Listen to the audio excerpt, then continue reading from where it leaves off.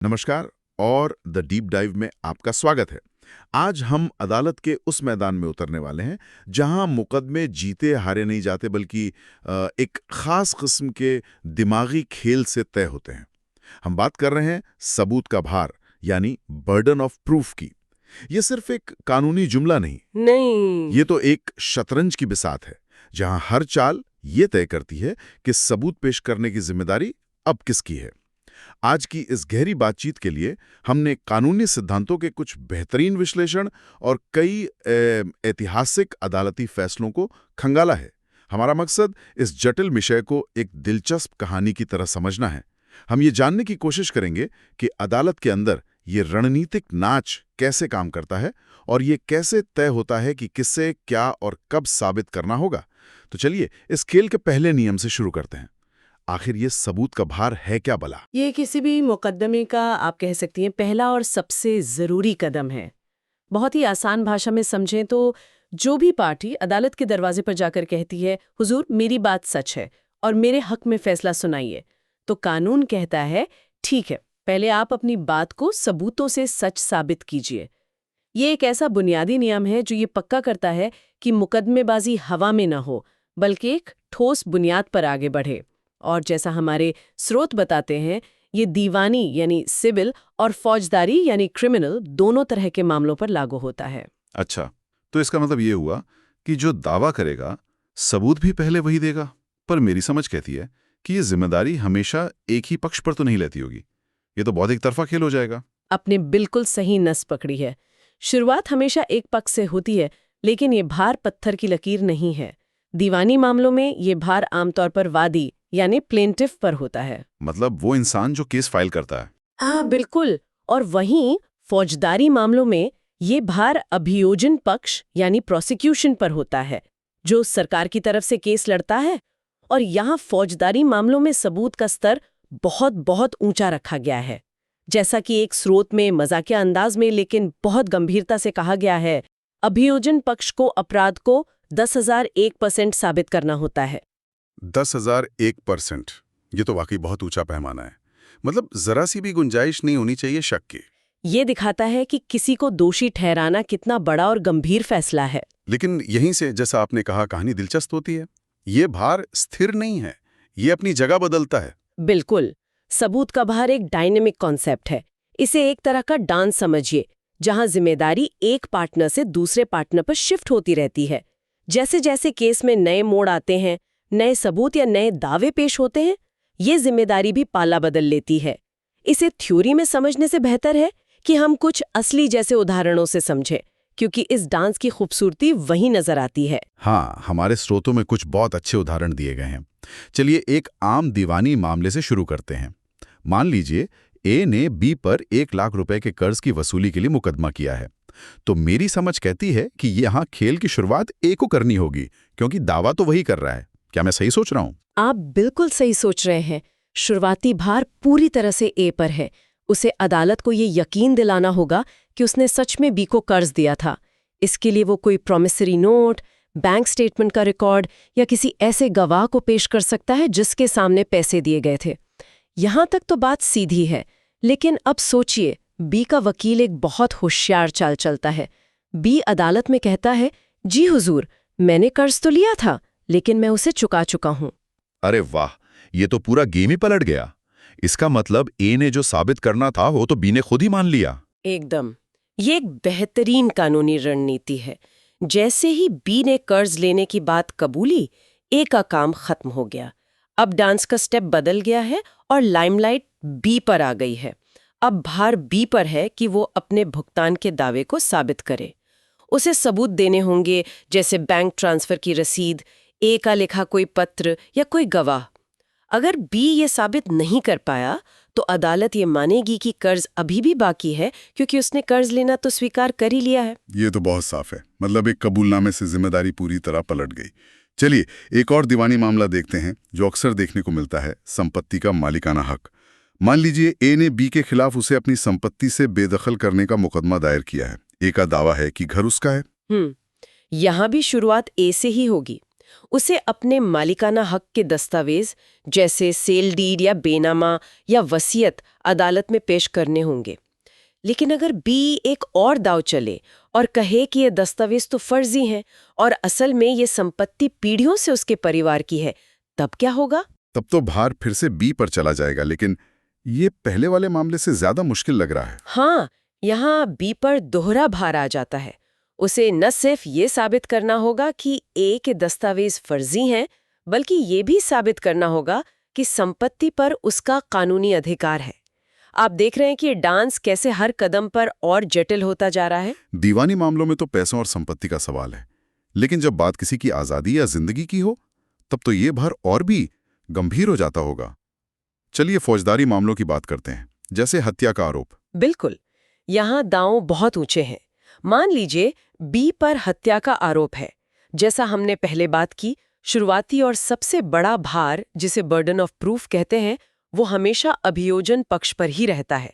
उसे बिना किसी शक के ये साबित करना होगा कि हत्या बी नहीं की है। ये भार कभी भी अभियुक्त पर नहीं जाता। लेकिन यहीं पर कोई ट्विस्ट है। हाँ, ट्विस्ट ये है कि एक बार जब अभियोजन पक्ष कुछ शुरुआती सबूत जैसे चश्मदीद गवाहों, फोरेंसिक रिपोर्ट या हथियार की बरामदगी दिखाकर एक प्रथम दृष्टया यानी प्राइमा फेसी केस बना देता है, मतलब ऐसा केस जो सतह पर मजबूत दिखे। सही, तो एक छोटी जिम्मेदारी जिसे ओनस ऑफ प्रूफ कहते हैं, वो अभियुक्त बी पर आ जाती है कि वो अपना बचाव पेश करे। जैसे बी ये दावा कर सकता है कि वो तो घटना के समय शहर में ही नहीं था, कहीं और था, जिसे कानूनी भाषा में एलिबाई कहते हैं। एकदम सही।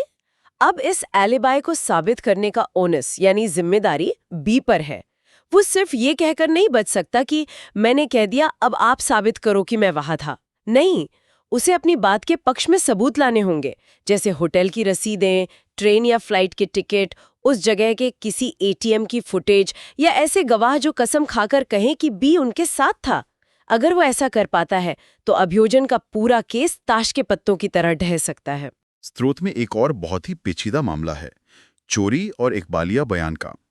मान लीजिए ए का आरोप है कि बी ने चोरी की है और उसका सबूत ये है कि बी ने एक तीसरे व्यक्ति सी के सामने चोरी करना कबूल किया था। यहाँ ए को क्या साबित करना होगा, चोरी या कबूलनामा? ये एक शानदार सवाल है। यहाँ जो बात सबसे दिलचस्प है वो ये है कि ए को एक बहुत ही खास तथ्य साबित करना है। चोरी हुई या नहीं ये बात की बात है, पहले ये साबित करना होगा कि बी और सी के बीच ये बातचीत, ये कबूलनामा हुआ भी था या नहीं। भारतीय साक्ष्य अधिनियम की धारा 106 यहाँ काम आती है, जो कहती है कि अगर कोई तथ्य खास तौर पर किसी व्यक्ति की जानकारी में है तो उसे साबित करने का भार उसी पर होता है। तो क्योंकि ये कबूलनामा ए के दावे का आधार है, तो इसे साबित करने का भार भी ए पर ही है और वो ये जिम्मेदारी सी को गवाह बनाकर पूरी कर सकता है। हाँ, एक बार सी अदालत में आके गवाही दे देता है कि हाँ मेरे सामने बी ने चोरी की बात मानी थी, तो फिर से डांस का स्टेप बदल जाता है। अब जिम्मेदारी बी पर आ जाती है कि वो या तो ये साबित करे कि सी झूठ बोल रहा है या फिर अपनी बेगुनाही का कोई और सबूत पेश करे। ये सब सुनने में बहुत तार्किक लगता है, लेकिन क्या ये सिर्फ अदालती परंपराएं हैं या इस पूरे डांस के लिए कोई रूल बुक, कोई कानूनी आधार भी है? नहीं, ये सिर्फ परंपरा नहीं है। ये भारतीय साक्ष्य अधिनियम मतलब इंडियन एविडेंस एक्ट में बाकायदा लिखे हुए नियम है। धारा 104 सीधे तौर पर कहती है कि जो व्यक्ति किसी अधिकार का दावा करता है उसे उस तथ्य को साबित करना होगा जिस पर वो अधिकार टिका है। जैसे कर्ज वाले मामले में ए को पहले कर्ज देने का तथ्य साबित करना होगा। और अगर वो कोई सबूत ही ना दे, मान लीजिए एक केस फाइल कर देता है और फिर चुप बैठ जाता है, तब क्या बी को कुछ करना होगा?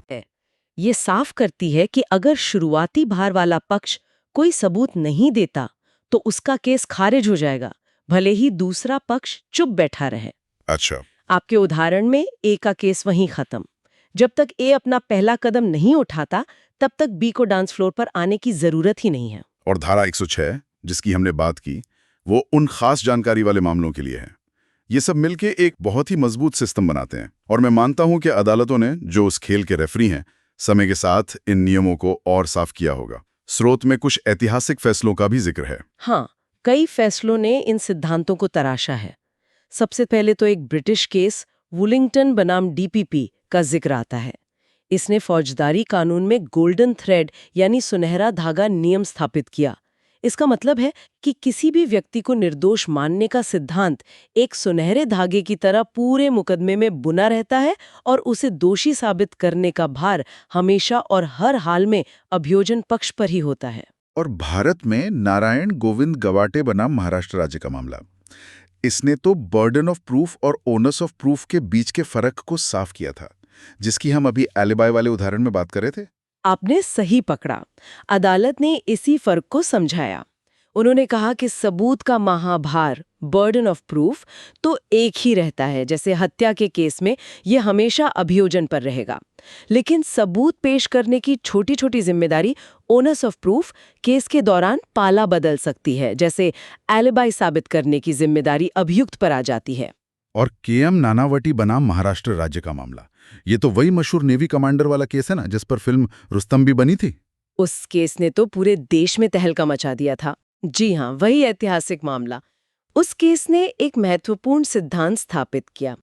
अगर अभियुक्त किसी कानूनी बचाव या छूट का दावा करता है, जैसे नानावटी ने गंभीर और अचानक उकसावे यानी ग्रेव एंड सडन प्रोवोकेशन का दावा किया था, तो यह साबित करने का भार उसी पर होता है कि उसका मामला उस छूट के दायरे में आता है। उसे ये पूरी तरह साबित नहीं करना होता, बस संभावनाओं के आधार पर अदालत को यकीन दिलाना होता है। स्रोत में एक हालिया और बहुत ही प्रैक्टिकल मामले का भी जिक्र है। राजेश जैन बनाम अजय सिंह 2023, जो चेक बाउंस से जुड़ा है। ये तो हम सबकी रोजमर्रा की जिंदगी से जुड़ा है। ये बहुत जरूरी फैसला है। सुप्रीम कोर्ट ने इसमें साफ किया कि नेगोशिएबल इंस्ट्रूमेंट्स एक्ट के तहत अगर किसी चेक पर आपके दस्तखत हैं, तो कानून पहले यह मानकर चलता है कि कोई न कोई कानूनी कर्ज मौजूद था। अब यह साबित करने का भार चेक देने वाले पर आ जाता है कि ऐसा कोई कर्ज था ही नहीं। यह नियम व्यापार और लेन देन को सुचारू रूप से चलाने के लिए बहुत जरूरी है, वरना हर चेक पर विवाद होता रहेगा। तो इस पूरी दिलचस्प चर्चा का सार क्या निकलता है? अगर हमें इसे कुछ लाइनों में समेटना हो तो मुख्य बातें क्या होंगी? सार ये है कि सबूत का भार कोई कठोर और स्थिर नियम नहीं है, बल्कि ये अदालत के अंदर एक रणनीतिक और गतिशील प्रक्रिया है। ये एक दिमागी खेल है जहां हर पक्ष दूसरे को सबूतों के जाल में फंसाने की कोशिश करता है, और ये प्रक्रिया सुनिश्चित करती है कि अदालत के फैसले सिर्फ आरोपों या अटकलों पर नहीं, बल्कि ठोस परखे हुए सबूतों पर आधारित हों। और इसका मूल सिद्धांत, जैसा कि हमारे स्रोतों में बार-बार कहा गया है, बेहद सरल है। जो पक्ष अदालत से अपने तथ्यों पर विश्वास करने और अपने हक में फैसला सुनाने की गुजारिश करता है, सबूतों की पहली पोटली उसी को खोलनी पड़ेगी। ये न सिर्फ ये तय करता है कि कौन जीतेगा या हारेगा, बल्कि ये निष्पक्ष सुनवाई और न्याय के उसूलों को भी जिंदा रखता है। लेकिन यहाँ एक बहुत गहरा और विचार करने वाला सवाल खड़ा होता है। अब तक हमने जो भी बात की वो इस सुनहरे धागे के सिद्धांत पर आधारित थी कि हर व्यक्ति निर्दोष है जब तक दोषी साबित न हो जाए। लेकिन क्या हो अगर कानून कभी-कभी इस खेल के नियम शुरू होने से पहले ही बदल दें? इसका क्या मतलब हुआ? खेल के नियम बदलना? हाँ, कुछ खास और गंभीर अपराधों के लिए बने कानूनों में रिवर्स ओनस का प्रावधान है। इसका मतलब है कि कुछ स्थितियों में कानून ये मानकर चलता है कि आप दोषी हैं और निर्दोष होने का भार आप पर डाल दिया जाता है। इसका सबसे बड़ा उदाहरण एनडीपीएस एक्ट है, जो नशीले पदार्थों से जुड़ा है। अगर कोई व्यक्ति एक निश्चित मात्रा से ज्यादा ड्रग्स के साथ पकड़ा जाता है, तो कानून ये मान लेता है कि वो तस्करी के लिए ले जा रहा था, और अब ये उस व्यक्ति की जिम्मेदारी है कि वो साबित करे कि वो निर्दोष है। अरे, ये तो सुनहरे धागे वाले सिद्धांत को बिल्कुल उल्टा कर देता है।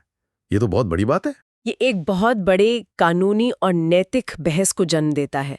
समाज को ड्रग्स जैसे गंभीर अपराधों से बचाने की जरूरत और किसी व्यक्ति के निर्दोष माने जाने के मौलिक अधिकार के बीच संतुलन कैसे बनाया जाए, यह वह बारीक रेखा है जिसे कानून को लगातार परिभाषित करने और बनाए रखने की कोशिश करनी पड़ती है। और सोचने वाली बात यह है कि यह असाधारण नियम किन अपराधों पर लागू होना चाहिए और किन पर नहीं। यह सवाल हमारे न्याय सिस्टम के दिल में बसा है।